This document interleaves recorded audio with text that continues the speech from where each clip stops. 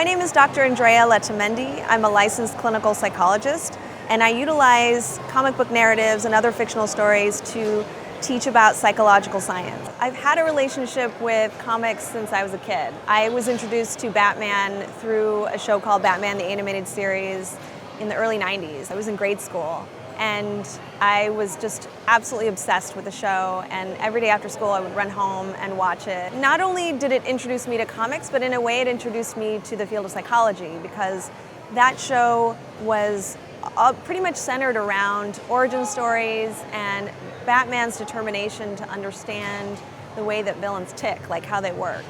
And so I became just fascinated with those characters, and that really led me into wanting to better understand human behavior. I created and I host a podcast called The Arkham Sessions, which is a show that runs weekly, and with my co-host Brian Ward, we analyze every single episode of Batman the Animated Series. But I lift out the psychological science and I tie it into relationships, I tie it into research studies, I tie it into particular aspects of human behavior. So an example, when we cover the Joker and Harley Quinn, for instance, which is a relationship that is very complicated and very dangerous, I will use that narrative to talk about the cycle of violence, to talk about the impact of intimate partner violence, and to then give information about where people can get help if they're in one of those situations. So I see the show as a way to celebrate Batman, which is like one of my biggest passions, but also to give a voice for mental health and to give some of that information to the public. There's a lot of stereotypes associated with geeks and nerds.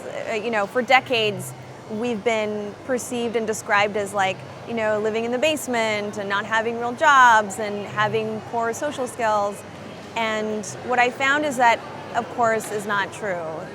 The comic book fandom, for instance, is a community that's really diverse and represents all sorts of people, just like any kind of community. And so I think that's kind of the one myth that I would want people to know about, is that the diversity in fandom is just really, really vast. I found that I tend to be more concerned about my identity as a fan, as a comic book reader, than maybe others around me are. Sometimes at comic conventions I have heard folks say, "Who are you here with?" or "Who are you here for?" as if through my own agency I didn't make the decision to come to a comic convention and enjoy it. And those usually gender-related stereotypes and expectations are really damaging overall for the fandom, for the community. And I think for people that receive those messages a lot, it certainly does impact your identity as a fan, as a female, as a comic book consumer. You wonder, am I supposed to be here?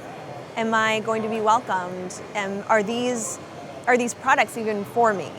And so I think through putting a little bit more trust and effort, I have been able to find very welcoming comic shops and very open comic book conventions that are more positive and do embrace diversity and do embrace women.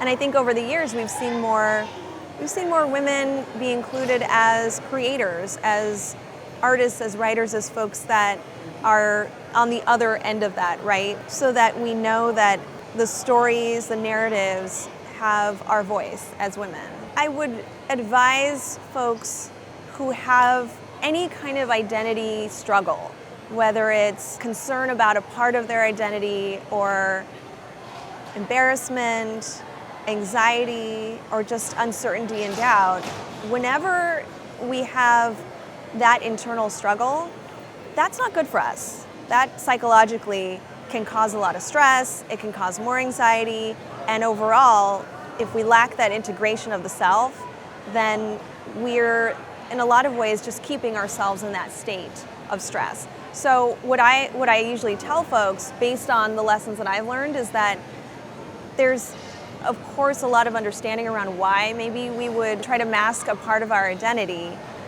and yet the attempts to integrate those selves or those parts of the self is actually really healthy for us. The first comic books that I started reading were Archie comics. So I was reading Archie Digest and Betty and Veronica, and Jughead, and I tried to collect literally every single comic that came out and every single toy that was available for Archie. I even bought a CD. I'll never forget this. I bought a CD because it had a song by the Archies, even though that has like nothing to do with the comics, because I was like immersed in this fandom that I needed to own and like just have my hands on everything Archie.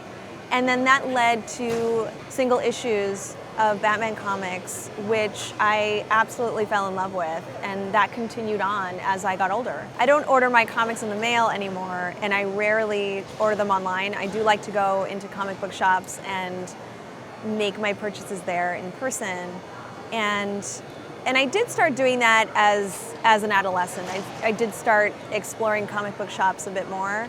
And I think that there's something very meaningful about going through a shop and exploring the titles and talking to the folks that work there, and even talking to folks that might also be shopping for comics, just to get different recommendations and to just feel a sense of belonging.